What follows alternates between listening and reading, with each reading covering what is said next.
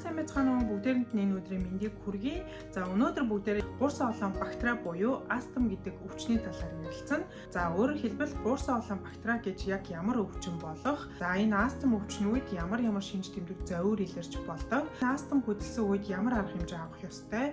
За астмтай хүмүүс юунаас зайлсхийх ёстой вэ гэдэг талаар маш тодорхой мэдлэгтэй болцгоё.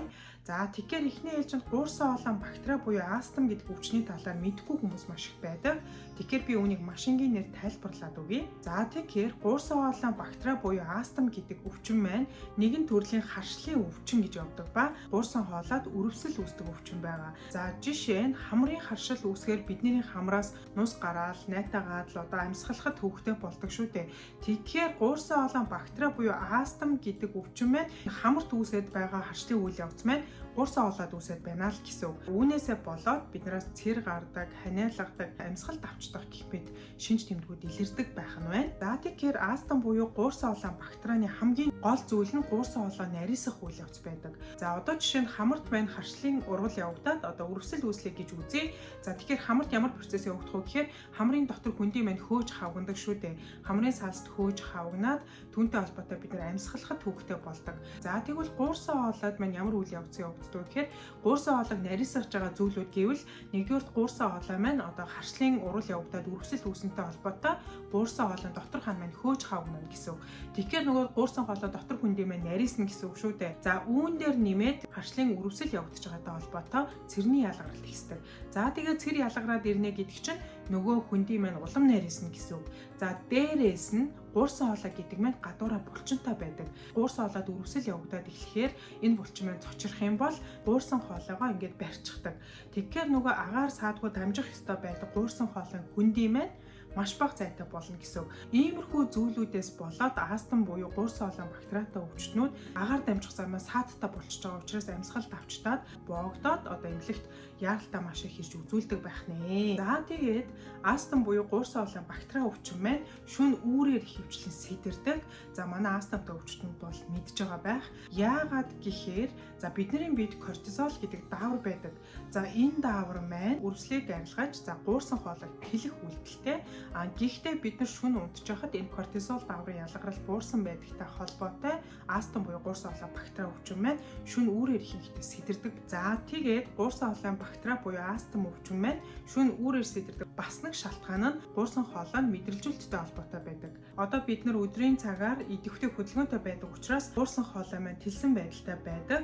Харин бид нар унтахдаа идэвхтэй хүчтэй амьсгалах шаардлага байхгүй учраас шөнө унтаж амрахад гурсан хоолой маань амрах гад агшдаг гэсэн. За машингийн нэр хэлэх юм бол бид нар унтахад бидний гурсан хоолой хүртэл амрах гад агшдаг гэсэн.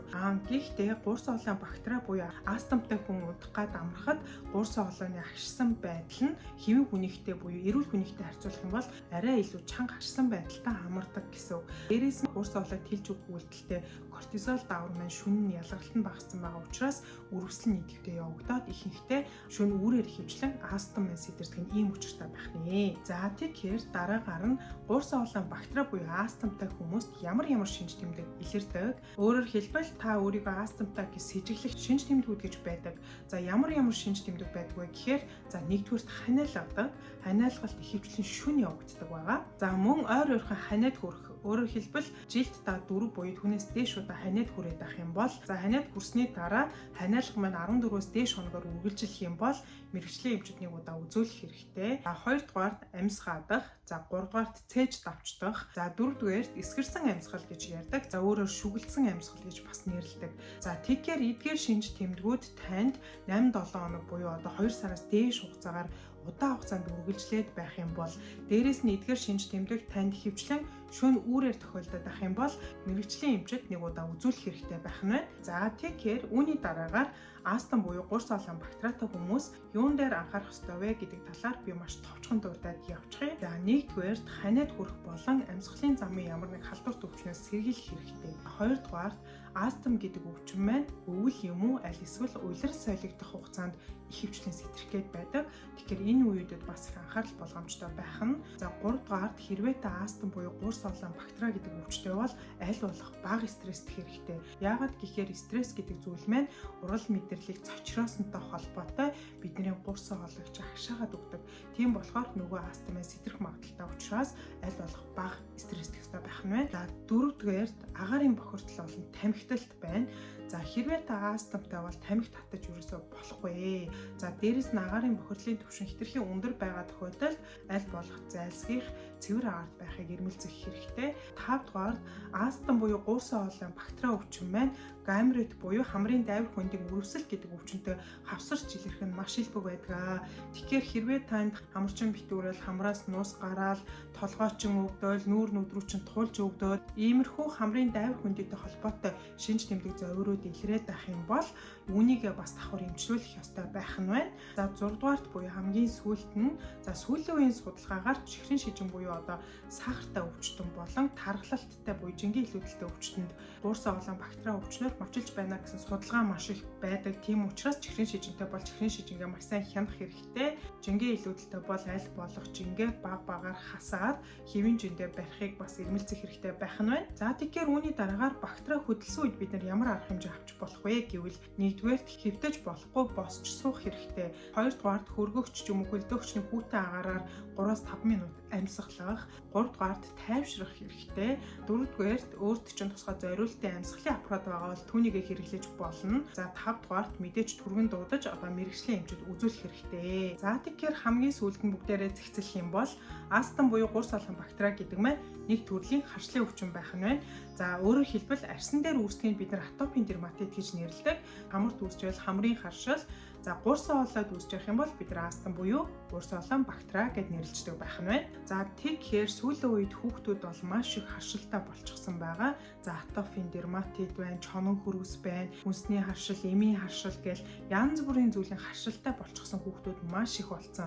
За тэгэхээр энэ харшлыг бид нар багтан арга хэмжээ аваад харшлаатайгаа зүйлээс нь аль болох хол байгаад дархлаагийн дэмжээд явахгүй бол энэ харшлуудыг тоохгүй хайчих юм бол энэ маань цаашаа үргэлжилж явж байгаа нөгөө хүүхэд маань насанд хүрэхэд гурс олон бактери руу бас шилждэг учраас хүүхдийн харшлыг баг дээр нь арга хэмжээ аваад эмчит нь маш сайн үзүүлж авах хэрэгтэй гэсэн үг байх нь байна. Тэгээд гурс олон бактери буюу астм гэдэг өвчин маань 100% идэгрээд арилждаг өвчин үү гэвэл үгүй. Тэгэхээр бид нар яах ёстой вэ гэхээр ерөнхийдөө гурс олон бактери буюу астм гэдэг өвчтэй болчихсон тохиолдолд үүнийгээ сэдрэхгүй байх үүднээс за харшлаад байгаа зүйлээсээ хол байх, за цацлах цацж байгаа бол цацлагаа цацаад ингээд явах хэрэгтэй гэсэн үг. Тэгэхээр манайхан яадаг вэ гэхээр би ингээд идэгдэггүй өвчин туссан байна. Энэ ингээд цаашдаа надтай насан турш маань явна гэж штэ гэд ингээд сэтгэлээр унаад байдаг. Тэгэхээр та нар мэдж байгаа чихрийн шижин байна, артерийн даралт ихсэх өвчин байна. Энэ бүгдээрээ нэгэнд тусчих юм бол буцаад идэгдэггүй өвчин штэ.